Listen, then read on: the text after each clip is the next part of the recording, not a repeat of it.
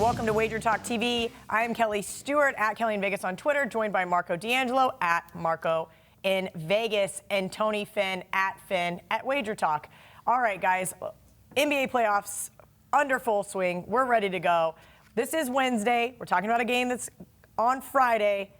Portland's headed to OKC. They have a 2-game lead in this series. Last night, down at half, come roaring back in the second half. I guess a lot of people thought Paul George was 100%. I said that I didn't think he was. Sure enough, Portland gets the nice, easy win. I was at the Knights game, and I said, oh, that doesn't look very good at half. And then at the final, I said, well, that was easy. That's the kind of games I like.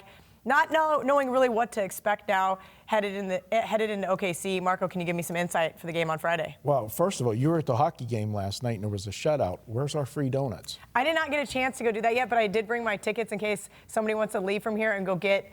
I got 2 tickets I brought with me if you want to go get. I think you get what, a dozen donuts, yeah. Krispy Kreme. Yes. I'll leave, but I won't be back.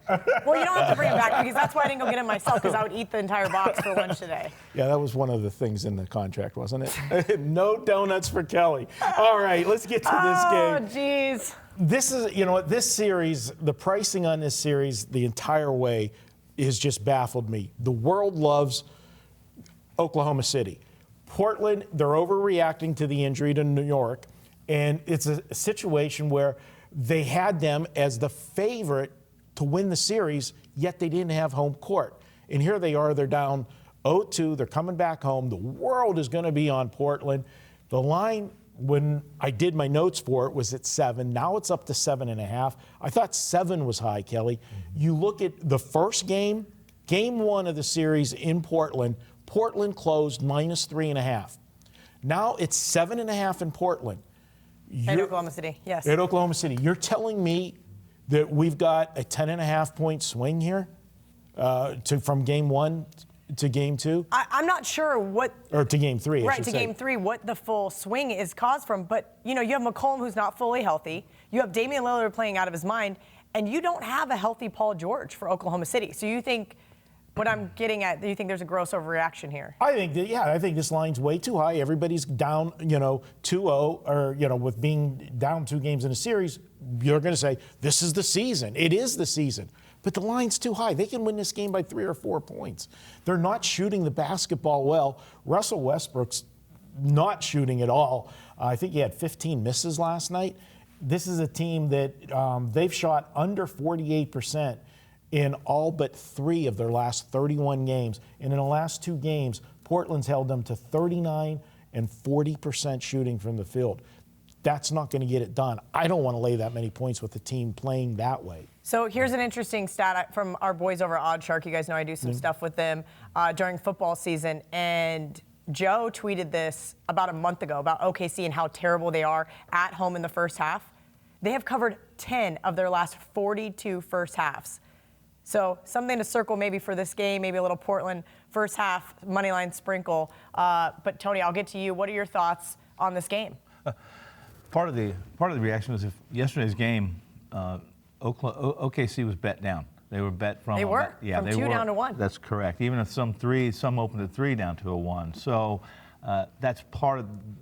The books still believe that people are going to bet OKC. But if OKC was going to produce, execute, and play to their capabilities, or at least what we believe that to be, it would have been a game 2. I mean, there was. And they looked good at the first half. They really did. That was, like I said, that was the first loser I'd had on OKC playing against OKC first half for a few weeks. I mean, they traditionally don't come out strong. And that's why I think we saw them lose game 1, is because in reality, they let the Trailblazers just come out and have their way with them like they do every single game, and they have to fight back. And that was kind of the flip side here in this game, too. So you don't think that Oklahoma City has it in them? No, well, I don't. I haven't all year for the most part, but I thought yesterday was that game I made a big play on the over. In that game, OKC shot, I think it was 5 for 33 from three-point land in game 1, which is the worst in NBA history. No team had shot worse than that with 30 attempts or more. Since the three-point line was in the history. And it was George hadn't picked a ball up in 5 days. I really counted on him being, although he wasn't horrible, again yesterday, they were abysmal from beyond. And Westbrook, let's also be honest, he may be a triple triple guy and do some of the things that other players can't do, but he's careless with the ball. He's not near the shooter he was 2 years ago.